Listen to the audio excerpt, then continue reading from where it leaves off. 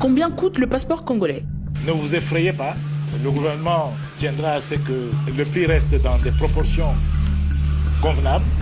Le passeport coûte 67 $ en Ouganda, 85 $ au Rwanda, 124 $ au Burundi, 90 $ en Tanzanie, 100 $ en Zambie, 140 $ en RCA et 150 au Sud-Soudan.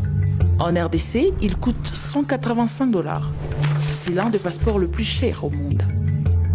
Ils sont produits par Semlex, une entreprise appartenant à l'homme d'affaires belge Albert Karaziwan. Semlex produit le passeport à 100 $ au Mozambique, 77 $ au Gabon, 65 $ aux Maldives, 71 $ en Lituanie.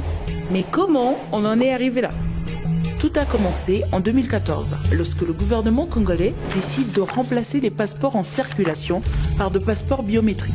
Le 16 octobre 2014, Semlex fait une première offre dont le prix varie entre 21 et 43 $. ZS, pendant ces temps, l'entreprise concurrente offrait de produire un passeport à 28,5 $. 5 jours plus tard, Albert Karaziwan écrit au président Kabila et invite 2 de ses collaborateurs, Moïse Ekanga et Emmanuel Adrupiako, à une rencontre à Dubaï. Un mois plus tard, les parties se mettent d'accord sur un prix. Ils se proposent de produire un passeport à 50 $, ensuite à 120 $. En juin 2015, un contrat est signé entre le gouvernement congolais et le consortium du groupe Semlex. Le passeport coûtera 185 $, soit 8,6 fois l'offre initiale. Les tracasseries et les autres charges ramèneront son prix à 250 $. Durant toute cette période, Karaziwan correspondait avec Joseph Kabila, dont la sœur aurait directement bénéficié d'une bonne part de ce contrat. Par ailleurs, l'attribution de ce contrat n'a pas suivi les règles de transparence dans l'attribution de marchés publics. Ce contrat détourne des millions de dollars à l'État congolais. Il est urgent d'y mettre un terme, de réduire le prix du passeport et d'enquêter sur le soupçon de corruption qui pèse sur toutes les personnes impliquées dans les négociations de ce contrat. Ceci est une promesse électorale de Félix Tshisekedi. Le Congo n'est pas à vendre.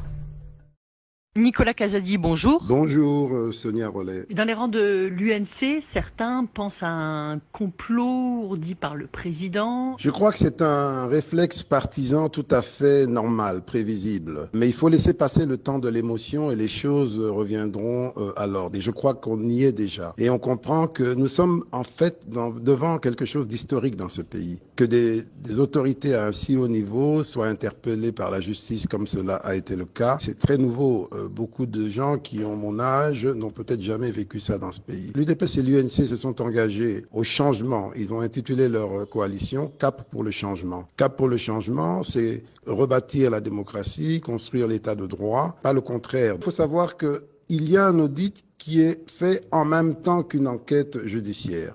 Et l'initiative de poursuite a été prise par la chancellerie, approuvée par le Conseil des ministres, et c'est là que nous sommes. Donc tout a été fait dans les règles. Vous-même, vous avez été convoqué par la justice.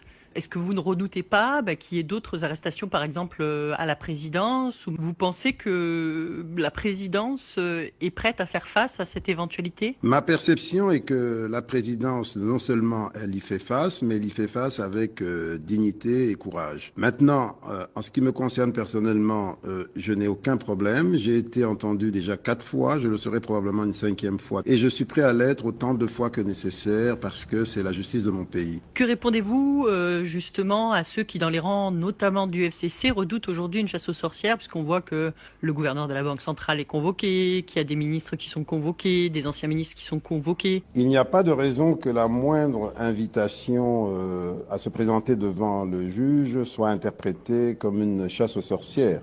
Les gens que vous citez ont été impliqués dans le processus du programme des 100 jours, qu'ils soient invités, il n'y a rien de plus normal. Ça ne veut pas dire qu'ils sont coupables ou condamnés. Le problème, c'est qu'on est à une ère avec les réseaux sociaux où toute invitation est interprétée comme une condamnation. Est-ce que vous ne redoutez pas quand même que cette affaire judiciaire fragilise le président de la République? On voit que l'opposition dit déjà que c'est difficile d'imaginer que le directeur de cabinet puisse agir sans l'accord de son patron. On voit aussi que cela crée des tensions au sein de la coalition au pouvoir. Je ne vois pas en quoi ce qui se passe pourrait fragiliser le chef de l'État qui est dans sa position en train de montrer qu'il est en accord avec ses engagements. Au lieu de fragiliser, je crois qu'il faudrait plutôt trouver le terme exactement contraire. Pour vous, il en sort grandi? Dans la mesure où il fait progresser l'état de droit et la lutte contre la corruption, absolument.